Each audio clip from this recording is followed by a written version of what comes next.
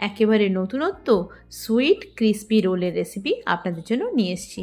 খুব সামান্য উপকরণ দিয়েই রেসিপিটা তৈরি করা যায়।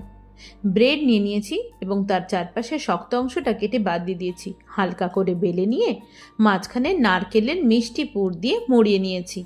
বাইন্ডিংটা যাতে খুলে না যায় একটা ব্যাটার বানিয়ে নিয়েছি। চলুন দেখে নিই কী কী লাগছে।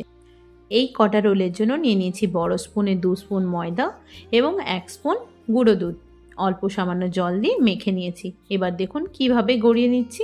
রোলগুলো যখন রেডি হয়ে যাবে ব্যাটারের মধ্যে চুবিয়ে সিমুই লাচ্ছার মধ্যে কোট করে নিলাম। চাইলে আপনারা ব্রেড ক্র্যাম্পসেও কোট করতে পারেন।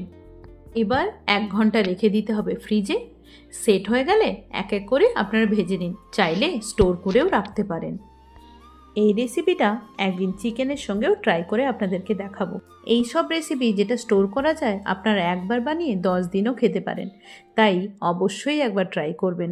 ভাজার পরে একটু ঠান্ডা হতেই এত সুন্দর মুচমুচে হয়েছিল তার বলার নয়। অবশ্যই ট্রাই করবেন, খুব ইজি রেসিপি। আর কেমন হয়েছে আমাকে অবশ্যই জানাবেন। আর ভিডিওটা ভালো লাগলে লাইক এবং কমেন্ট করে আমার পাশে থাকবেন। ধন্যবাদ।